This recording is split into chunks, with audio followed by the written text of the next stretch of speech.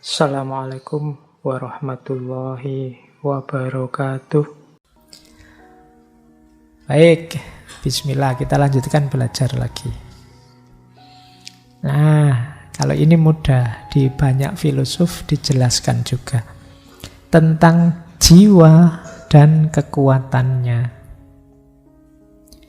Jiwa kita punya 3 daya atau 3 kekuatan, yaitu kekuatan nutritif dari jiwa vegetatif, yang kedua kekuatan sensitif dari jiwa binatang, yang ketiga kekuatan rasional dari jiwa manusia.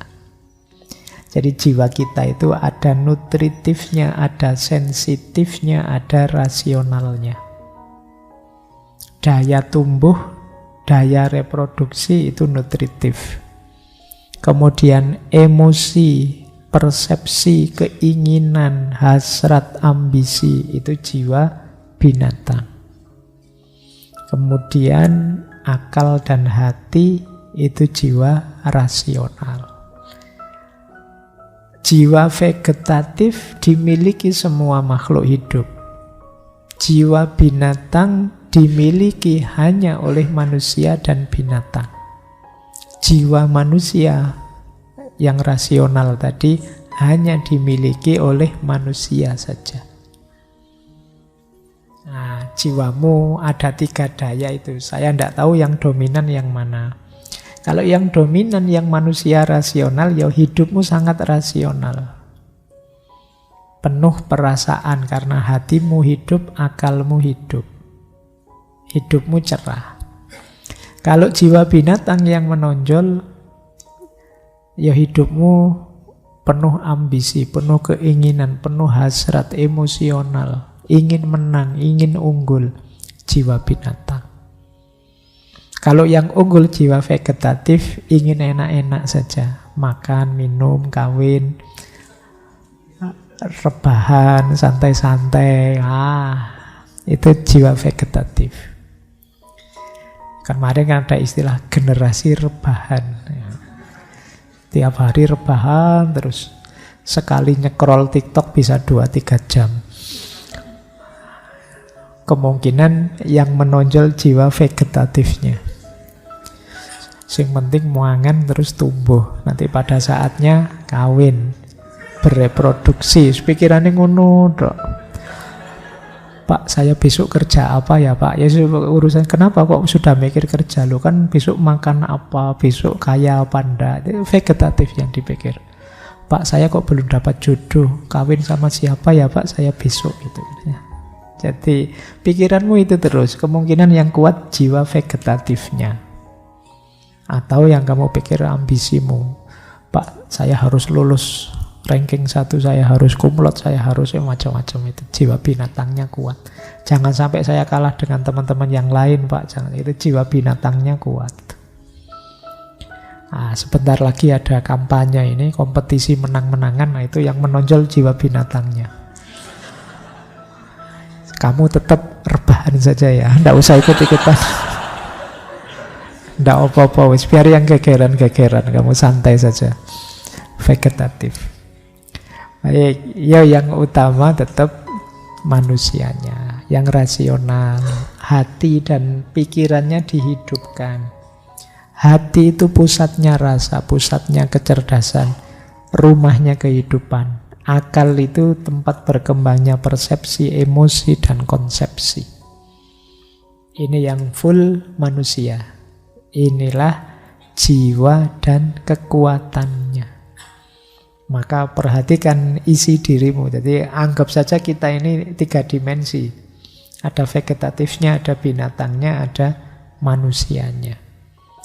Ya semuanya harus dikelola dengan seimbang sebenarnya. Ya kehilangan jiwa vegetatif, ya kamu tidak semangat hidup.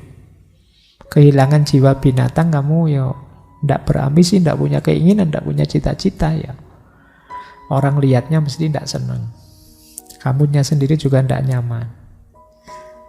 Terlalu kuat di manusia, saya pengen tirakat saja Pak, ibadah saja Pak, belajar saja Pak, tidak mikir makan, minum, tidak mikir. Yo, hidupmu tidak imbang nanti. Penuhi saja semua secara seimbang. Kalau bahasanya Imam Ghazali, seimbangnya jiwa vegetatif itu namanya iffah. Iffah itu kamu sadar harga dirimu. Ya kamu cari makan sebanyak-banyaknya, ingin kawin, ingin menikah segera dan lain sebagainya, ya tapi jangan segitunya. Kalau berlebihan, kehormatanmu di depan orang lain jadi turun. Maka batasnya, tengah-tengahnya itu iffah. Yang lain mikir ilmu, kamu mikir makan saja. Iki ngomong terus mangane kapan, yo misalnya kamu gitu. Itu kan harga dirimu turun. Jadi mbok yo meskipun lapar itu, mbok yo di ngomongnya agak disindir-sindir apalah gitu, nggak usah langsung ngomong minta makan lah. Itu urusan iffah.